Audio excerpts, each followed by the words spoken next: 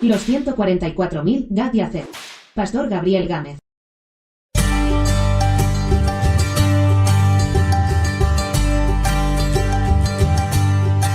En el libro de Génesis, el capítulo 37, versículo 2, las escrituras dicen de la siguiente manera.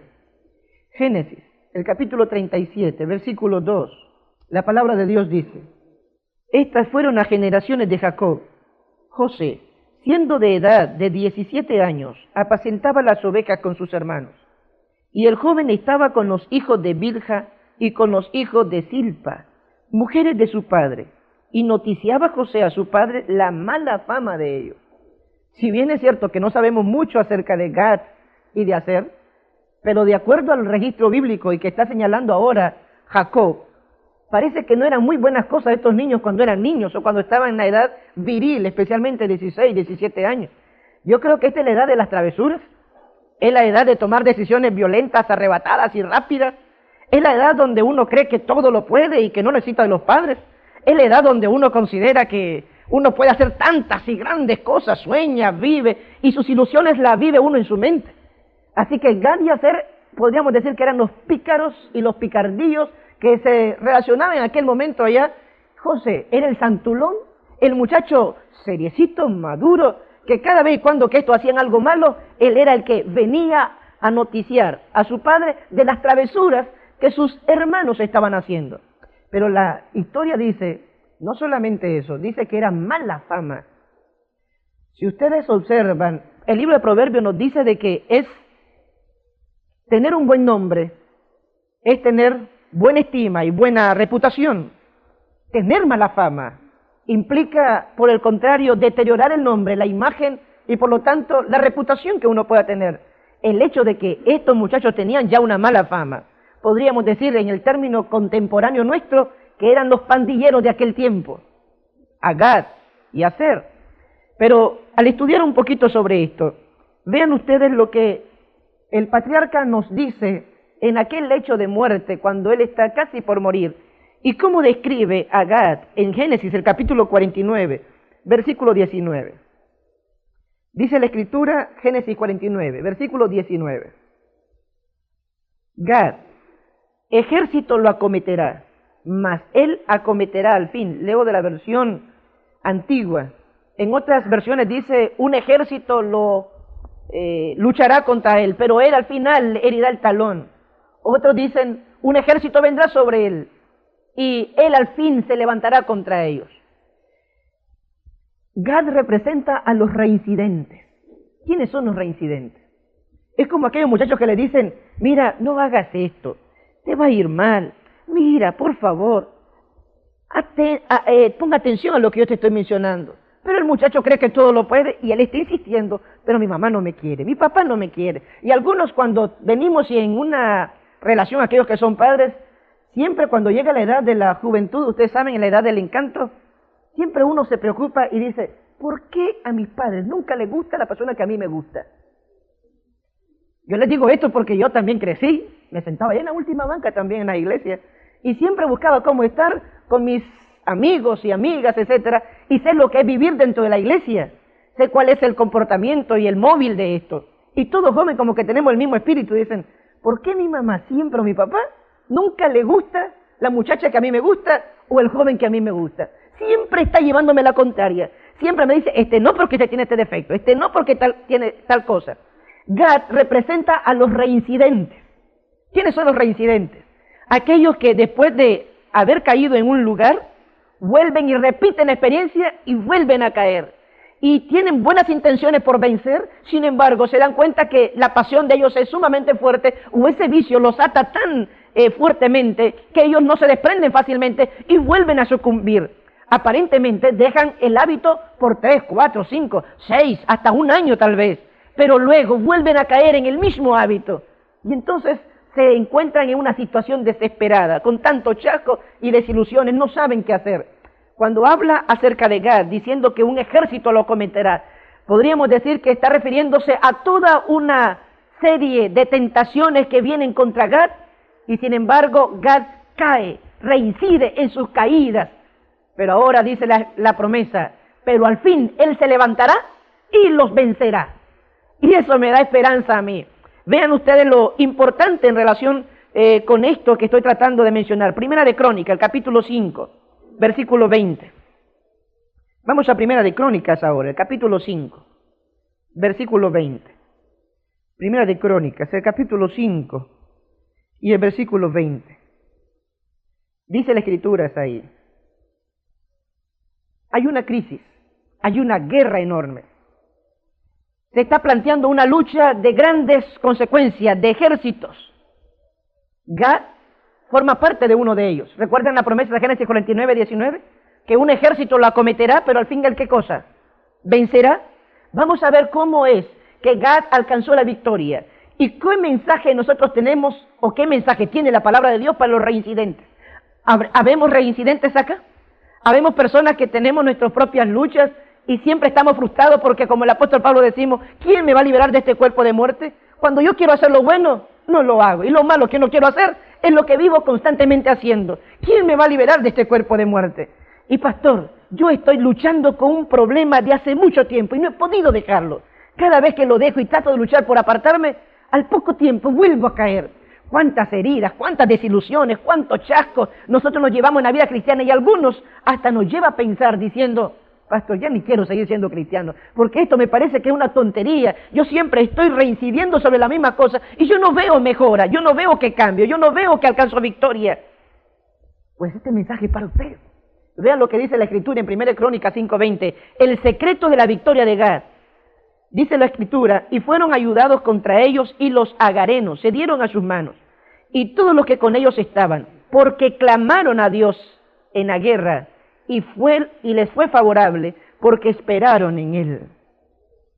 En medio de la guerra, con solamente 40,000, de acuerdo al censo que está ahí en el versículo 18, 44,760 que salieron a la batalla, dice la Escritura, que con eso tuvieron que hacer frente a 3 o 4 naciones poderosas, que lo superaban en número, en gran cantidad.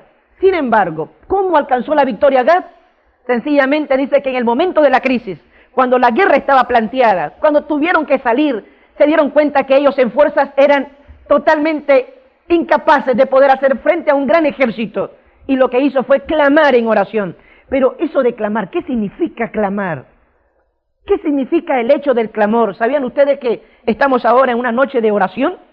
Y por lo general la iglesia adventista celebra los miércoles como noche de oración. ¿Pero qué es orar? Ya ustedes tienen todo un seminario en todo este trimestre con relación a las diversas clases de oraciones. Pero orar en el nombre de Cristo significa reflejar su espíritu, manifestar su carácter y realizar sus obras. 3 cosas significa orar en el nombre de Cristo: reflejar su espíritu, manifestar su carácter y realizar sus obras. Esto quiere decir que cuando estos hombres clamaron, se estaban ahogando, estaban desesperados, no tenían lucha, no tenían ningún tipo de ayuda humana, no tenían recurso humano como para hacerle frente a un ejército tan vasto. Al igual que nosotros no podemos luchar contra aquellas cosas que nos retienen. Somos incapaces. Desde el punto de vista humano, el apóstol Pablo lo dijo de la siguiente manera en Romanos, cuando mencionó que la ley es espiritual, mas yo soy carnal, vendido al pecado. Si el problema no estaba en la ley, el problema estaba en el hombre carnal, sometido a sus pasiones, sometido a sus deseos. Y este es el problema de Gad. Para él las emociones, para él el asunto de su vida estaba en torno a reincidir, caer, volver a caer y volver a caer. Ya él ni creía en sí mismo. Ahora, abandonado totalmente a su fuerza, él se aferra al Todopoderoso y clama con desesperación, semejante como aquel hombre que estaba sobre el agua y cuando comenzó a sentir el azote del viento dijo: Señor, sálvame. No pidió ayuda a los discípulos, no pidió ayuda a la embarcación para que viniera lo más cercano a él, no pidió que estuviera ahí. Su único clamor era ¿a quién? A Jesucristo, porque sabía que él era el único que podía salvarlo. Gad, de igual manera, aquí su único clamor es pedir la intervención divina. Pero me llama poderosamente la atención 2 cosas. Vamos a ver esto mancomunadamente: el clamor y el hecho de esperar en él. Porque no solamente dice que clamó a Dios en la guerra, sino que Dios le fue favorable porque esperaron en él. No basta nada más clamar. No solamente hay que tocar las puertas del cielo, sino que hay que esperar pacientemente en el Señor, porque cuando Él responde es en el mejor momento y en el tiempo más oportuno. A veces nosotros nos desesperamos, hermanos, y nos pasa como aquellos personajes de Betania, María y Marta, que mandaron un mensaje tipo fax a Jesús para que Él viniera de una manera inmediata hacia Betania, corriendo, porque estaba como a, qué sé yo, unos 8 o 10 kilómetros de distancia de Betania, y ciertamente podía llegar en el mismo día, siendo de que un hombre promedio caminando rápidamente puede caminar 5 kilómetros en promedio de 1 hora, y si estamos hablando de 8 aproximadamente kilómetros, estamos hablando de 2 horas y media de camino, o 3 horas al máximo. El mensaje era: tu amigo Lázaro, al que tú amas, está enfermo. Vean el mensaje. El mensaje era: tu amigo, al que tú amas, está enfermo. La Biblia dice que 4 días se demoró, pudiendo haber llegado en el mismo momento. Es decir, en el mismo día, pero se demoró 4 días. A veces nosotros no entendemos lo que sucede. Nosotros oramos y clamamos, y alguno de aquí puede estar desesperado diciendo: pero pastor, yo he estado clamando, orando al Señor, pidiéndole por algo y nunca veo respuesta. Espere en Él, porque cuando Él responde, responde de manera abundante.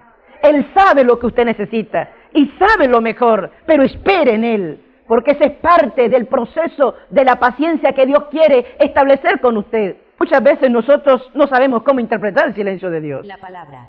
Pero el silencio de Dios tiene varias funciones educativas.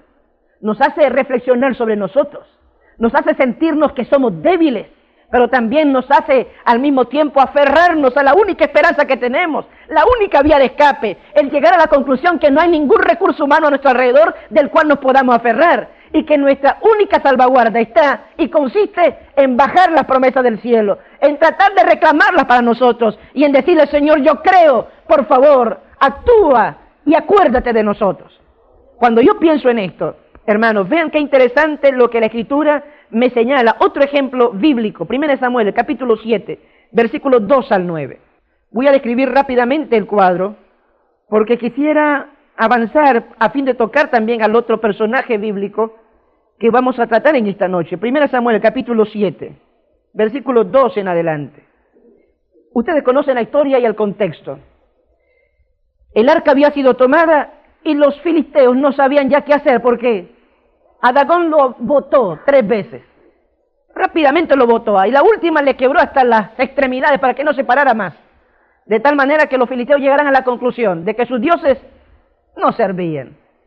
No sabiendo qué hacer, consultaron, llegaron a una junta y tomaron la decisión de volver el arca. La Escritura dice en 1 Corintios 7, los primeros 2 versículos, que el arca al llegar al territorio de Israel estuvo 20 años. Y dice que el pueblo se lamentaba en pos de Jehová. ¿Lo encontraron eso? 20 años y nadie se preocupaba por llevar el arca al lugar de Silo, es decir, al lugar donde era antes la concentración, donde estaba el santuario, para volver de nuevo a restaurar la relación con Dios. Samuel andaba viajando de lugar en lugar, tratando de levantar la fe de los desfallecientes israelitas, tratando de animar a aquellos desconsolados que se lamentaban porque el arca no estaba, tratando de fortalecer la fe de aquellos inválidos espirituales que con cualquier cosita se desanimaban terrible y rápidamente. Ese era el trabajo de Samuel, andar haciendo campañas evangelísticas o semanas de arrebatamiento, tratando de levantar los ánimos. Y en ese momento, después de que él ha cosechado esto, el mensaje era: reúnanme al pueblo en Mizpa. Yo quiero verlo en el monte de Mizpa, al pueblo. Y entonces aparece el gran evangelista Samuel, y vean lo que dice en 1 Samuel capítulo 7. Y habló Samuel, versículo 3, a toda la casa de Israel diciendo: si de todo vuestro corazón os volvéis a Jehová, quitad los dioses ajenos y Astarot de entre vosotros, y preparad vuestro corazón a Jehová, y solamente a él servid, y él os librará de las manos de los filisteos. El llamado de él en Mizpa era consagración, dedicación, entrega. Pero dice: si de todo corazón os volvéis a Jehová. Hermanos, cuando nosotros realmente de todo corazón nos volvemos a Jehová, sucede algo natural de adentro hacia afuera. Usted cambia no porque le digan los ancianos de la iglesia, no porque hay reglamentos dentro de la iglesia, no porque la junta de iglesia establece ciertos requisitos. El cambio se da como la levadura de adentro hacia afuera, germinando y produciendo los resultados en nuestra vida diaria. No es lo mismo quitarle a alguien algo que practica y que se aferra a eso, cuando la persona por su propia conciencia, clamando al Señor, se vuelve a Él y entonces escucha el llamado: poned los dioses, poned Astarot, quitad vuestros hábitos. Cuando usted los pone, cuando usted los arranca, cuando usted los quita, entonces usted está en la disposición y en la vía correcta. ¿Por qué creen ustedes que a los israelitas en el santuario se les pedía que quitaran ellos las vísceras y la entregaran al sacerdote? Eso es como decir: yo estoy arrancando aquellas cosas que de mí pueden afectarme y las estoy poniendo en el altar del Señor. Si de todo corazón os volvéis a Jehová y arrancáis todo ídolo, cuando nosotros hacemos eso, ustedes van a encontrar que sucede lo mismo de siempre. Que cuando uno está dispuesto y está haciendo planes de entregarse al Señor, es cuando más problemas vienen. Es cuando se desata la furia satánica. Es cuando el diablo comienza a arremeter contra nosotros y trata de esclavizarnos hasta donde más puede.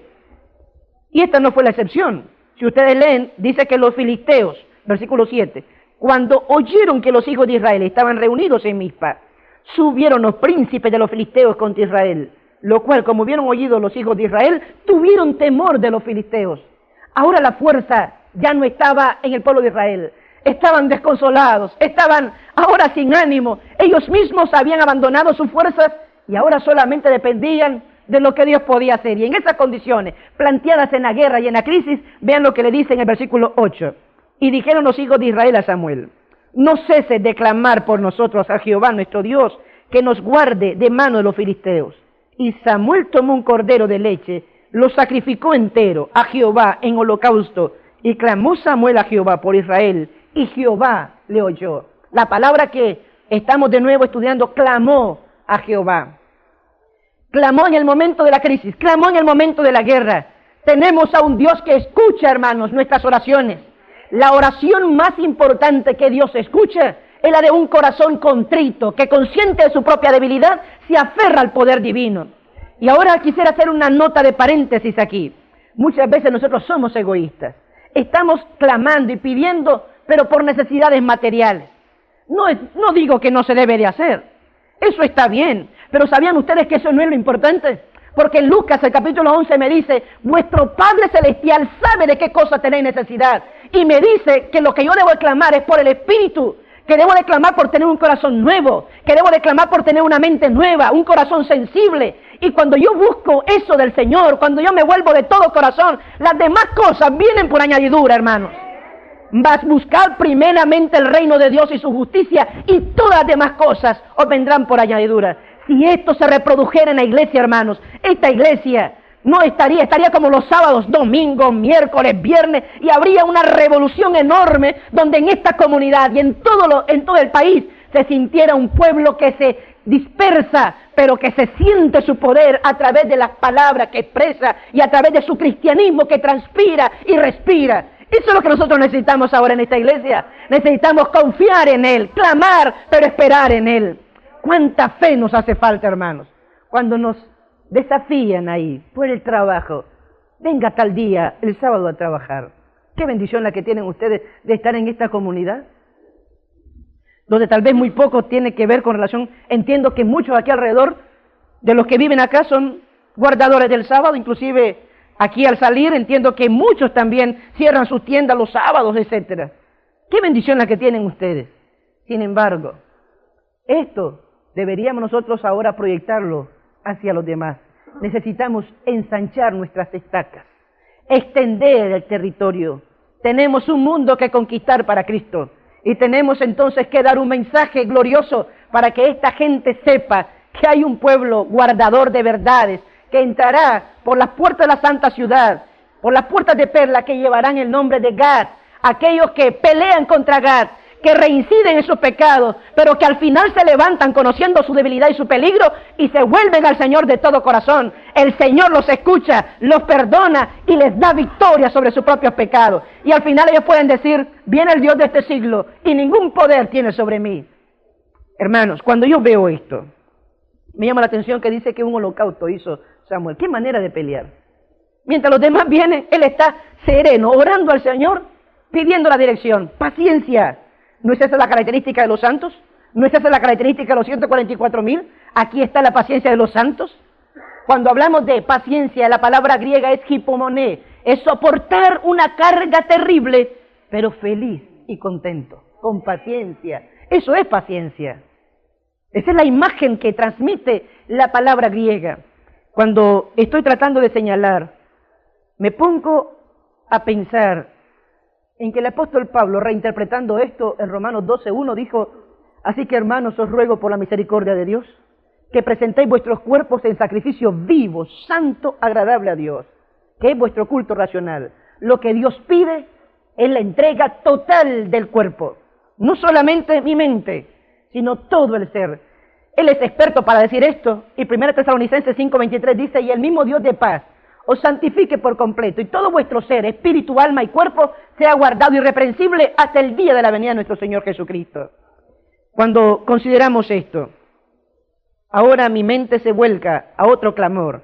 Ezequiel, el capítulo 9. La palabra.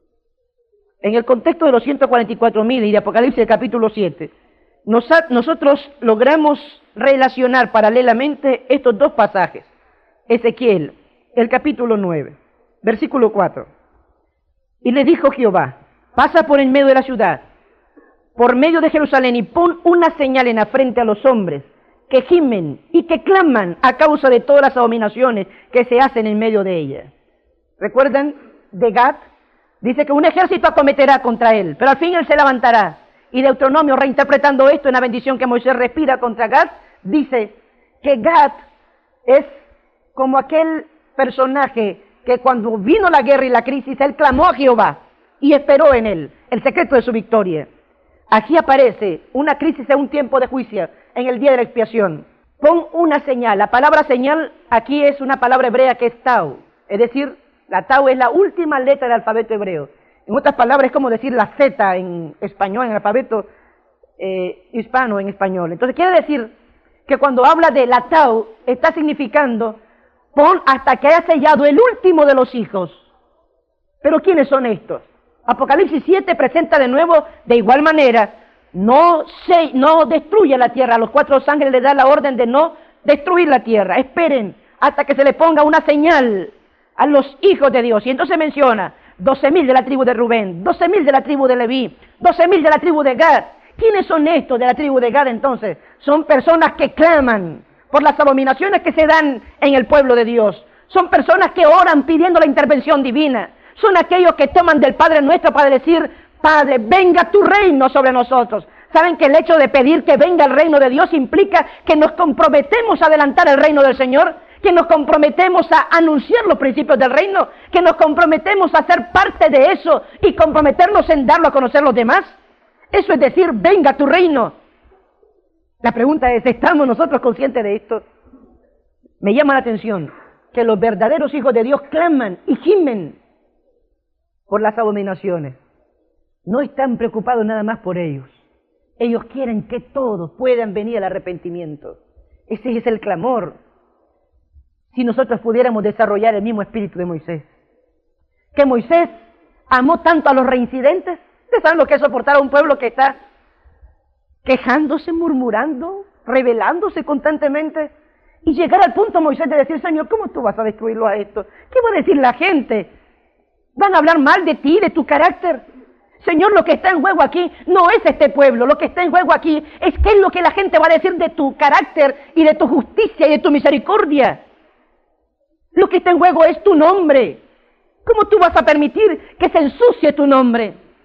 Y mientras Dios aparentemente insistía en su decisión, llegó al punto, Moisés, de decirle: si vas a hacer eso, quítame a mí del libro de la vida.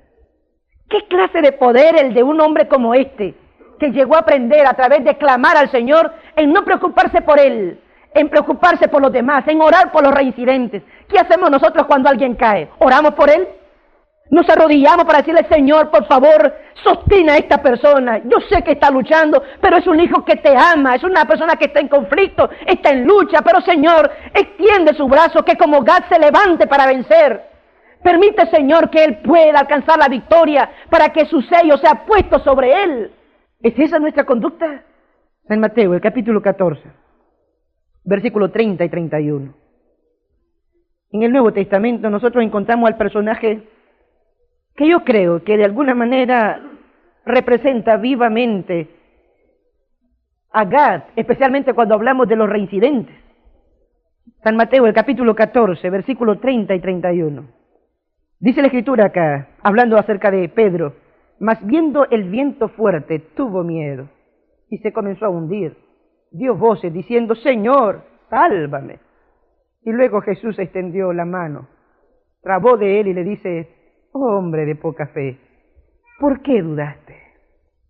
Cuando pienso en Pedro, especialmente en esta escena, yo respeto y acepto lo que dice el deseo de toda la gente.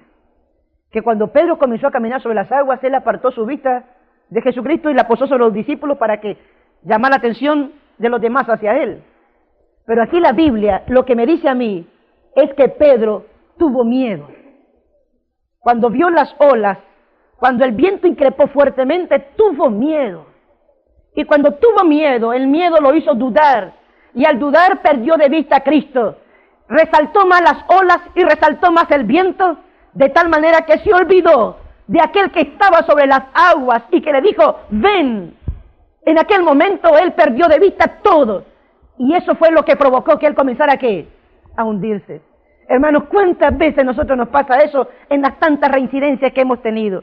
Cuando el temor asalta, cuando los problemas vienen, como que estos a veces se ponen hasta de acuerdo y al mismo tiempo todos convergen en la misma situación y usted dice, todas las plagas me están cayendo a mí en este momento y usted se siente atemorizado, el viento sopla, pareciera que su casa está por caer, su vida pareciera arruinarse en aquel momento. Sin embargo, en medio de esa situación aparece el mensaje de esperanza. Cuando nosotros por temor perdemos de vista a Cristo y comenzamos a hundirnos, el Señor no nos deja hundidos ahí, sino que al clamor nuestro, Señor, sálvame, sálvame con desesperación, Él viene e inmediatamente extiende su brazo y nos levanta. Ese es el Dios Todopoderoso, es un mensaje para los reincidentes. Hay poder en la sangre de Jesucristo y nosotros podemos, a pesar de nuestros fracasos y luchas, si persistimos en el Señor y nos volvemos de todo corazón, Dios puede darnos la victoria al final y venir contra las tentaciones y alcanzar la victoria definitiva en nuestras propias vidas.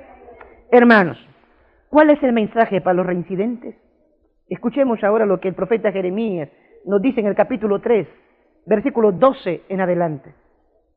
Jeremías, el capítulo 3, versículo 12 al 14. Dice la Escritura, ve y clama estas palabras hacia el Aquilón, hacia el norte, y di, vuélvete, oh rebelde Israel, dice Jehová. ¿Cómo le llama a Israel? Rebelde. Ezequiel le llama, hijo de hombre, yo te mando a una casa rebelde. Es decir, cuando hablamos de rebelde es una persona que está constantemente haciendo algo que sabe que no debería hacer, pero que con alevosía, con premeditación, con plena conciencia, desafía abiertamente los principios del cielo y se avienta en contra del Señor. Por esa razón aparece aquí la idea, habla a la casa rebelde, no haré caer mi ira sobre vosotros, porque misericordioso soy yo, dice Jehová. Hermano, yo pienso en esto y cuando yo pienso en esto me da esperanza a mí. Porque cuántas veces yo he pecado y cuántas veces reincido sobre algo y cuántas veces yo trato de luchar y pido al Señor fortaleza y a veces cuando no quiero vuelvo a cometer el mismo pecado. Sin embargo, el Señor me da esperanza a través de Gad diciéndome, no voy a castigar o dejar caer mi ira sobre vosotros, porque misericordioso soy, dice Jehová. ¿Es usted una de esas personas heridas? ¿Es una de esas personas que usted también ha sido lastimada a través de la vida cristiana? ¿Acaso usted se encuentra en el caso de aquella mujer samaritana que después de buscar la felicidad a través de el matrimonio, porque ella pensaba que al casarse iba a ser feliz? Como muchos jóvenes cuando están enamorados piensan que con el matrimonio se soluciona una gran parte de la vida y algunos se aventuran con una esperanza y con una ilusión enorme tratando de alcanzar, según ellos, el estado ideal de su vida de adulto, de madurez. ¿Y cuántos chascos sufren? ¿Cuántas desilusiones? ¿Cuántas vidas arruinadas? ¿Cuántos padres y madres solteras? Producto de una búsqueda de felicidad donde solamente encontramos sexo, pero también encontramos un corazón roto y desilusionado. O tal vez como aquella mujer que estaba en la plaza central, donde todo el mundo la criticaba y donde bajo aquella tregua y farsa que habían programado algunos, estaban tratando de acusarla para hacerle sentir que era una terrible pecadora y que sus reincidencias la habían llevado a un punto de que no podía merecer salvación. La palabra. Sin embargo, el mismo que estuvo sobre las aguas, el mismo que estuvo junto al pozo de aquella mujer samaritana, ahora es el mismo que había conducido sus pies en aquella plaza. Y allí estaba, a una mujer sin estima, sin valor, sin ningún tipo de estima propia. Ahora Jesús le dice, la levanta y le dice, mujer, yo no te condeno. Hermanos, esas palabras ella nunca las había escuchado. Ella había escuchado críticas, había escuchado condena, había escuchado que todos hablaban de ella, había escuchado que era el hazmerreír de la población, había escuchado que era una mujer totalmente desprovista de la gracia y alejada de la misericordia divina. Pero ahí estaba uno que era mucho más importante que el mundo mismo, que la gente, era Jesucristo el autor, y en ese momento le decía, mujer, ni yo te condeno. Quien podía condenarla, no la condenaba, valoraba por encima de eso a aquella mujer y le dijo, levántate, vete, no peques más. Oh, esas palabras sí las había escuchado. Sí había escuchado porque la gente le decía, ¿por qué sigues haciendo esto? ¿Por qué sigues practicando esto? ¿Por qué llevas a este tren de vida? ¿Acaso no te das cuenta que te lastiman? Ve, deja esto. Pero nunca nadie le había dicho, ni yo te condeno. Cuando yo pienso en esto, entonces me pongo a ubicar en aquel buen samaritano que recogió a aquel herido, que los religiosos no pudieron hacerlo, pero que el buen samaritano lo recogió, le vendó las heridas, le puso aceite y lo llevó al hogar. Después de llevarlo al hogar, pagó y dijo, cuídalo, cuando yo venga, yo te lo pagaré después. Ese buen samaritano es Jesús.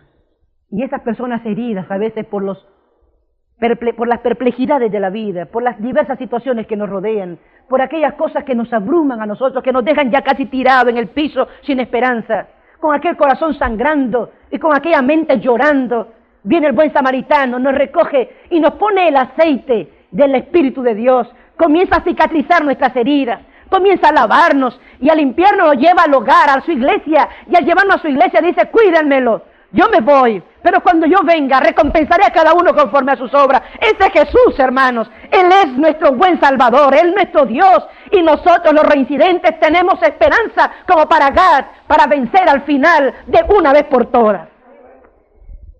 Cuando yo me emociono en esto, mirando el amor de Jesús, vea lo que la condición que Dios dice en relación con Gad, versículo 13, Jeremías 3, versículo 13. La única condición que Dios quiere de nosotros es, conoce empero tu maldad, porque contra Jehová tu Dios has prevaricado, y tus caminos has derramado a los extraños, debajo de todo árbol umbroso, y no oíste mi voz, dice Jehová. ¿Cuál es la condición que Dios pide de nosotros? Que conozcamos, reconozcamos nuestra maldad, nuestra debilidad, nuestro pecado, nuestro peligro. Y luego la invitación en el versículo 14, convertíos, hijos rebeldes, dice Jehová, porque yo soy vuestro esposo y os tomaré, uno de una ciudad y dos de una familia, y os introduciré en Sión. Qué hermoso, hermanos. A pesar de mis infidelidades, a pesar de mi adulterio espiritual, a pesar de olvidarme de Dios y sentarme sobre esta vida material absorbente, a pesar de estar enfrascado en un mundo de corre y corre en relación a la vida rutinaria de trabajo, a pesar de olvidarme de doblar mis rodillas o juntar mis manos para orar, a pesar de que yo me olvido de no tomar tiempo para hablar con Dios, porque estoy tan afanado en las cosas de este mundo, que se me pasa por alto, si no hasta cuando ya viene el viernes, comienzo yo a es sábado ya, se acerca el sábado y me acuerdo entonces de leer, de estudiar, de ponerme en contacto con el Señor, a pesar de que yo hago tantas cosas que me olvido de Él. Él me dice, no te preocupes, yo soy tu esposo. Se sigue llamando mi esposo. Está hablándome al oído para decirme, yo soy tu Salvador. Ven, te voy a llevar al desierto. Te voy a hablar palabras amorosas. Quiero enamorarte de nuevo. Quiero que tú me conozcas. Quiero ser tu amante protector. Yo soy tu Dios, tu Salvador. Eso es lo que me está diciendo el Señor, hermanos. Y cuando observo esto, a mis palabras o a mi mente viene realmente las palabras del apóstol Juan cuando dice, si pues confesamos nuestros pecados, Él es fiel y justo para perdonar nuestros pecados y limpiarnos de toda maldad. O las palabras del profeta Isaías que tan elocuentemente dice, venid luego y estemos a cuenta. Si vuestros pecados fueren como la grana, como la nieve serán emblanquecidos. Si fueren rojos como el carmesí, vendrán a ser blanca lana. ¿Qué mensaje más precioso para los reincidentes? ¿Qué mensaje más precioso para nosotros que somos pecadores? El saber que Cristo está dispuesto para escuchar nuestra voz y perdonarnos. Y cuando clamamos a Él, Él también nos escucha. Vean el versículo 22, Jeremías 3:22, dice la Escritura, convertíos, hijos rebeldes, sanaré vuestras rebeliones. He aquí nosotros venimos a ti, porque tú eres Jehová nuestro Dios. ¿Qué es lo que va a hacer el Señor? Sanar nuestras rebeliones, poner el aceite para curar nuestras heridas, vendarnos, agarrar la perniquebrada que sufre y que se lamenta, que bala de dolor, pero que el Señor la toma en sus brazos y con su calor le hace sentir que no debe temer, porque en sus brazos está seguro. Nosotros somos la perniquebrada. Nosotros somos esas ovejas que Dios ha venido a buscar a este mundo y que en Collegedale están dispersas en medio de nuestros lugares, tal vez cómodos, en medio de nuestras viviendas, pero ahí en el rincón de nuestros cuartos, en el rincón de nuestras recámaras, Dios sabe quién está doliente, Dios sabe quién sufre, Dios sabe quién llora, quién se está gimiendo de dolor, pero lo más importante es que también en su brazo Él nos puede cargar. Y Él se pasea ahora en esta ciudad y en esta iglesia para decirte, yo soy tu sanador, yo soy tu restaurador. Y si no, vean lo que dice Oseas, el capítulo 14, versículo 4. No puedo pasar estos textos porque tienen esperanza para nosotros. Oseas, el capítulo 14, versículo 4, dice de la siguiente manera, yo medicinaré su rebelión, los amaré de voluntad, porque mi furor se apartó de ellos. Qué esperanza para mí, hermano. Dios me ama, no porque soy bueno, sino a pesar. Él me ama de buena voluntad. Él le ama a usted y Él está dispuesto a poner la medicina apropiada. De ahí que en Apocalipsis 3 aparece Él como aquel mercader celestial que anda con el ungüento, que anda con el colirio, que anda con la medicina apropiada y que sabe dónde y cuándo debe de ponerla. Isaías 43:25, un texto que ustedes conocen de memoria, posiblemente algunos, y que ha traído esperanza a muchos corazones desfallecientes, diciendo, yo soy el que borro tus rebeliones por amor de mí, y no me acordaré de tus pecados. Nunca me acordaré de tus pecados. Si hay algo, hermanos, que a veces lastima, es que uno siempre viva recordando el pasado. Si hay algo que realmente lastima, especialmente hablando ahora del matrimonio, es que en los conflictos matrimoniales uno siempre surja con aquella palabra tan común. Te recuerda lo que tú hiciste. Y después de haber perdonado, volvemos a rastrear toda una historia sobre aquello, volviendo a recobrar vívidamente la imagen que lastima y hiere. Pero con Jesús no es así. Aunque hemos sido infieles, Él no recuerda nuestros pecados. Venimos a Él, y al venir a Él, venimos nosotros para decirle, Señor, aquí estoy de nuevo. Te pido perdón por este pecado. Lo cometí ayer, ¿te recuerdas? Ahora vengo otra vez para decirte, no he podido vencer, Señor. Estoy con esto, todavía me sujeta, estoy con esta situación, todavía me esclaviza. Te pido perdón otra vez, Señor. Yo no sé si ya creer que tú me perdonas. Pero el Señor te dice, ¿cómo que ayer viniste? Yo primera vez te veo aquí. Señor, pero ¿tú no te recuerdas? ¿Acaso tú no te recuerdas cuando yo vine para decirte que exactamente hice lo mismo que ahora estoy cometiendo? Yo primera vez te veo. Es que cuando Dios perdona, perdona y olvida. Los entierra en lo más profundo de la mar. Él es quien borra nuestras rebeliones, quien puede sanar nuestras heridas y que puede entendernos a nosotros, hermanos. Este es un mensaje que debería colar nuestros más profundos pensamientos y hacernos reflexionar en volvernos a Dios. Vayamos al libro de Primera de Crónicas, el capítulo 12, versículo 8. La palabra. Primera de Crónicas, el capítulo 12, versículo 8. Hablando acerca de Gad, vean cómo lo describe. Dice la Escritura, también de los de Gad se huyeron a David, es decir, se unieron a David, estando en la fortaleza en el desierto. Muy valientes hombres de guerra, para pelear dispuestos a hacerlo con escuda y con lanza, sus rostros como rostros de leones y ligeros como las cabras monteses. Versículo 15. Estos pasaron, ¿qué cosa?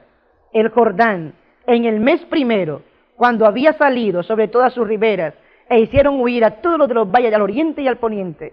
Ya estoy terminando con Gad. ¿Qué es lo que hicieron estos? ¿Pasaron dónde, dice?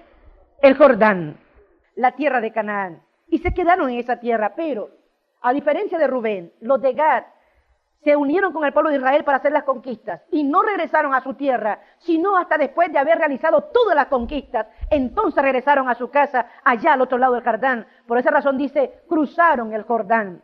Y mi mente se posesiona en Primera de Reyes, el capítulo 2, cuando dice la Escritura que Elías también cruzó el Jordán para recordar la ciudad de su niñez. Y en ese momento estaba Eliseo. Y cuando Eliseo estaba cerca de él, le dijo, pide lo que quieras.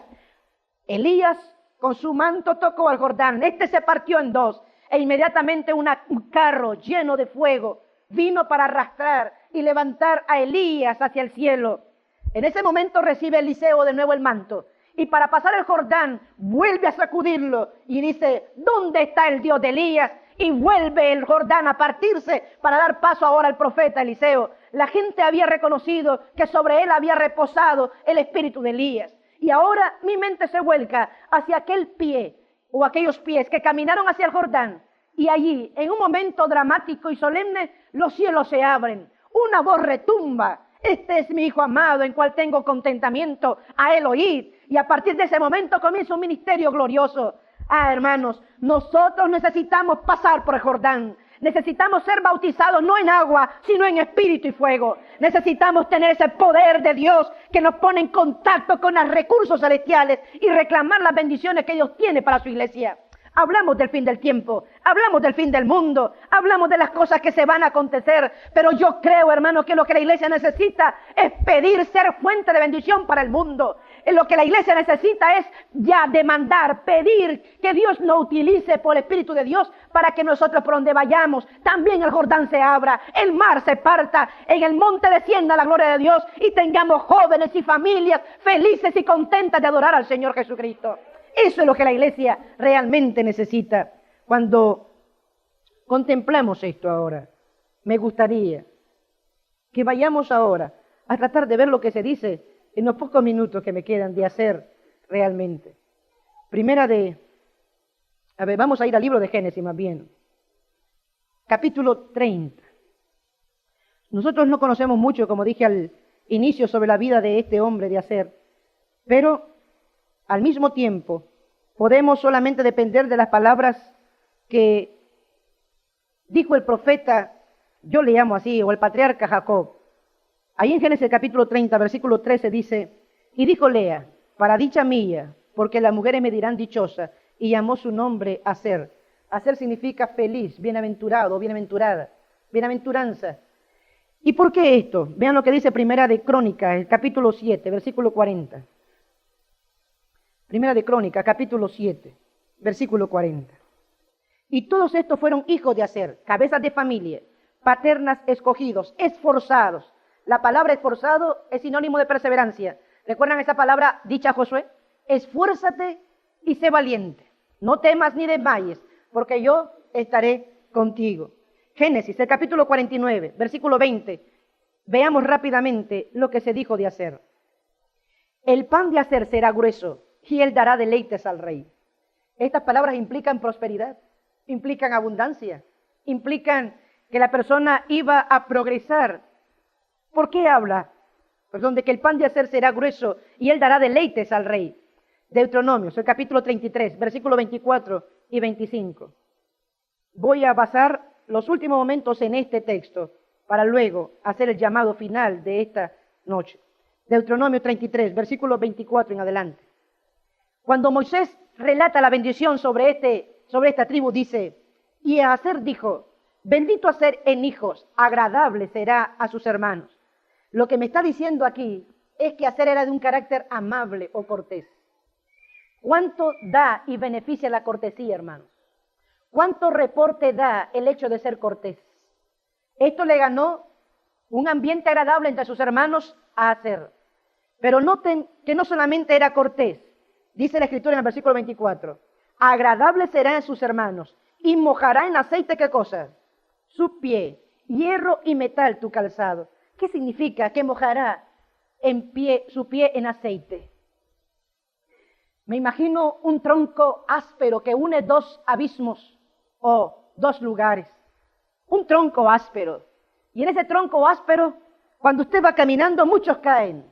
Otros se lastiman, se hieren y se quejan de dolor. Pero el hecho que yo o que Aser tenga sus pies con aceite, él puede pasar por los lugares ásperos donde otros se lastiman con felicidad, con regocijo. Él puede deslizarse suavemente en aquellos lugares donde la gente cae. Él puede caminar seguro y sus pies con esa plataforma de hierro no se hunden en las trampas de la vida, sino que mantiene un estado de felicidad y de gozo. Me pongo a pensar rápidamente en Martín Lutero cuando iba a la dieta de Worms y cuando toda aquella trama se estaba desarrollando alrededor de él. Él comenzó a cantar aquel himno que hoy nuestros himnarios también llevan, Castillo fuerte en nuestro Dios. Me pongo a pensar en Juan Hus cuando iba a la hoguera y frente al sacrificio que iba a realizar, las escrituras y el relato en el conflicto de los siglos dice de que Juan Hus comenzó a cantar y las llamas no pudieron apagar su clamor ni tampoco su canto. Me pongo a pensar en Pablo juntamente con Silas allá en la cárcel con cepos, azotado, en una posición incómoda. Sin embargo, decía la iglesia, regocijaos en el Señor. Os digo siempre, regocijaos. Esta es la clase de cristianos, hermanos, que en medio de los problemas nadie puede quitar la paz del corazón, que en medio de las tribulaciones nadie puede quitar nuestro estado de felicidad, que en medio de las luchas nosotros estamos seguros y nuestros pies se deslizan suavemente donde otros tropiezan. Somos nosotros también los llamados a descansar en los brazos seguros del Todopoderoso. Si no, vean lo que dice el versículo 27. El eterno Dios es tu refugio y acá abajo los brazos eternos. Él echará delante de ti al enemigo y dirá, destruye. Romanos, el capítulo 16, versículo 20. Con ese texto termino. Hermanos, yo anhelo, deseo ese momento glorioso que el libro de Romanos también describe cuando me dice de la siguiente manera. Y el Dios de paz quebrantará presto a Satanás debajo de vuestros pies. La gracia del Señor Jesucristo sea con vosotros. Yo anhelo ese momento. La serpiente ya sabe que no tiene más lugar por nosotros y en nuestro corazón. Y Dios ganará la victoria y aplastará la cabeza de la serpiente bajo nuestros pies. Lo hollaremos y venceremos, pero venceremos por causa de la sangre y del poder de Cristo, por causa de su palabra y por habernos depositado en Él. Por esa razón, clamemos a Dios, esperemos en Él y Él hará. La vida cristiana consiste en una experiencia y en un conocimiento a través de la experiencia. Por esa razón dice, gustad y ved qué bueno Jehová. No valen los títulos, no valen los doctorados en relación a la experiencia espiritual. Lo que vale es conocer a Cristo por una experiencia personal, directa con el Señor, donde sea Él en el desierto quien nos enseñe a temerle y amarle. No digo que no sirven de todos los títulos, en el sentido de que no sirven para nada, pero sí en el sentido de la experiencia práctica. Hermanos, lo que nosotros necesitamos es una revelación directa del cielo. Ahora, al estar en esta reunión, quisiera que juntos podamos escuchar. ¿Es usted aquella persona que está doliente, sufriendo y llorando por algún pecado que usted siente que no ha podido vencer? ¿Usted está luchando con sus hijos para que estos también puedan amar a Dios con la misma intensidad que tal vez usted siente que lo ama? ¿Es usted de aquellas personas que se frustran y están hasta cierto punto desilusionadas con su vida espiritual y piensan que ya han llegado al punto de que ya no hay salvación para usted? Escuche el mensaje de Gad e identifíquese con Aser, porque usted es llamado a sostener esa bandera y a pasar con aquellos 12,000 simbólicamente que entrarán por las puertas de perla de la ciudad amada, diciendo la palabra. Yo soy quien borro todas tus rebeliones. Yo soy quien ha alcanzado la victoria, pero la he alcanzado para que tú ahora goces de pasar por las puertas de esta ciudad. Jesucristo es quien merece el honor y la gloria. Por eso los 144,000 no hablan de sí mismos. No hay ningún tipo de relato que hable acerca de su carácter en cuanto a digno. No, ellos saben que están entrando por la pura misericordia de Dios ahí. Ellos saben que han entrado ahí porque Dios les ha dado la oportunidad de emblanquecer su vida en la sangre del Cordero. ¿Quieres tú emblanquecerla hoy? ¿Quieres tú permitirle a Dios que tome tu vida y te diga, Señor, yo he sido rebelde, yo soy como aquel reincidente, terco, que constantemente está cayendo, pero que ahora, al escuchar tu palabra, también quiero que digas de mí, yo soy quien borro tus rebeliones. Yo soy quien medicinaré tus rebeliones, quien curaré tus heridas, quien me levanta del polvo para hacerme sentar con príncipes. Señor, por favor, como aquel buen samaritano, pon tu mano debajo de mí y cárgame al mesón, pero venda mis heridas y dame la seguridad que ahora yo soy restaurado.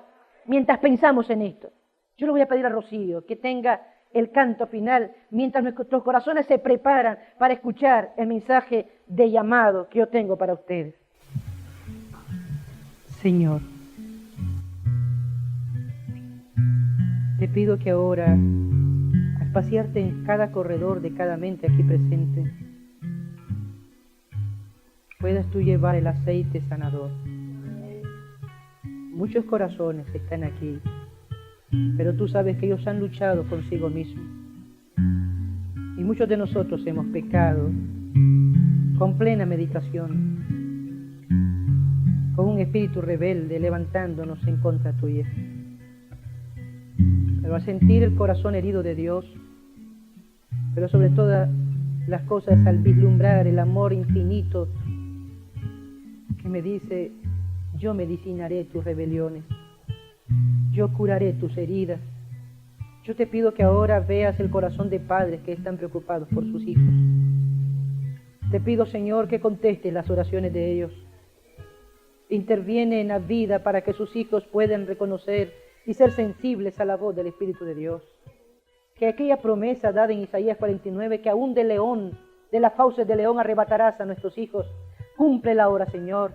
Arrebata a nuestros hijos si están sus pies siendo desviados hacia el mal y permite que vuelvan al redil, aunque sean heridos y rotos, desconsolados. Pero hay suficiente lugar en la casa de Dios, porque también hay suficiente bálsamo para curar nuestras heridas, porque el Cristo al cual adoramos es amplio, grande y poderoso para curar nuestras necesidades. Señor, te pido por aquellos jóvenes que luchan solos en esta vida. Tal vez tienen familia, pero tienen sus propios problemas internos. Ellos asumen sus propias luchas y no saben cómo superarlas.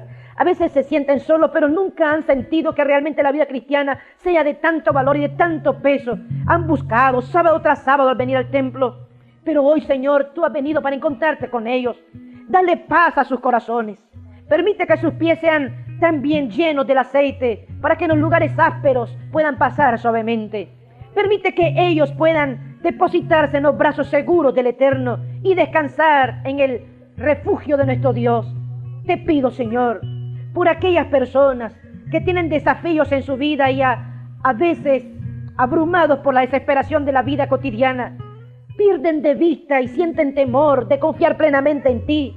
Pero haz que ellos sientan las palabras, estad quietos y conoced que yo soy Dios. Clama a mí y yo te responderé y te enseñaré cosas grandes y ocultas que tú no conoces. Señor, derrama tu espíritu sobre nosotros. Ayúdanos a ser fuente de bendición, medios para que cumplamos con la misión que tú nos has encomendado y que nuestras vidas han sido tocadas, no temporalmente, sino para toda la eternidad. Y aquella bendición que el apóstol Pablo repitió a los tesalonicenses sea también para nosotros. El mismo Dios de paz os santifique por completo y todo vuestro ser, espíritu, alma y cuerpo, sea guardado irreprensible hasta el día de la venida de nuestro Señor Jesucristo.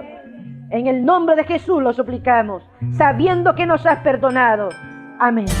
En comentario destacado tienes el link a la lista de sermones.